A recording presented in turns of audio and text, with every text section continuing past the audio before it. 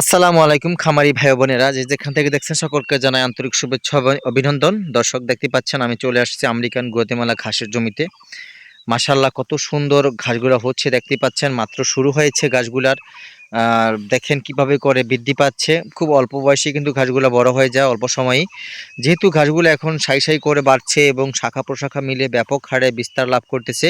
এই যে ফাঁকা জায়গাগুলো দেখতেছেন ঘাসের মাঝে মাঝে, ফাঁকা জায়গাগুলো কিন্তু একটু পরিমাণ ফাঁকা থাকবে না। সমস্ত অংশটাই ঘাসে পরিপূর্ণ হয়ে যাবে, শুধু সময়ের অপেক্ষা দর্শক। আপনারা জানেন শাখা প্রশাখা মেলে বিস্তার করে এই ঘাসটা একটা পরিপূর্ণ ঘাসে পরিণত হয়ে যায়। সেখানে একটা ছোপ থেকে প্রায় 35 থেকে 40 কেজি পরিমাণ ঘাসের জোগাড় নিশ্চিত করা যায়, কারণ এই ঘাসটা পর্যাপ্ত পরিমাণ মোটা এবং সেই লেভেলের ক্যালসিয়াম পদার্থ রয়েছে এই ঘাসটাতে। বর্তমানে বাংলাদেশে ব্যাপক হারে খামারিরা এই ঘাসটা চাষ করছেন, কারণ ক্যালসিয়ামের ঘাটতি পূরণ করতে এই ঘাসটা অসামান্য ভূমিকা পালন করে আসছে। যেটা প্রত্যেকটা খামারের এই ঘাসটা এখন নির্ভরশীল হচ্ছেন এই ঘাসটার পরিপক্ক কাটিং এবং চারা রোপণ করলেই কিন্তু শতভাগ জার্মিনেশন নিশ্চিত আসে।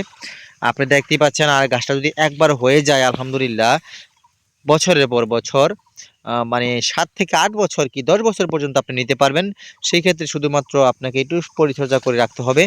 একবার গাছটা নিশ্চিত করতে পারলে আপনার জমিতে পরবর্তীতে কিন্তু এই ঘাসের চিন্তা আর চেষ্টা করা লাগে না।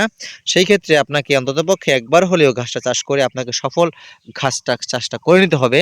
তারপরে কিন্তু আপনার টেনশন ফ্রি ভাবে প্রতি বছর আপনি মাসের পর মাস আপনি এরকম প্রোডাকশন পাবেন দর্শক। খামারির ভাইরা যারা এখনো এই ঘাসটা চাষ করেননি, বলব স্ক্রিনে দেওয়া নাম্বার যোগাযোগ করে কাটিং অথবা চারা সংগ্রহ করতে পারেন। সকলকে ধন্যবাদ।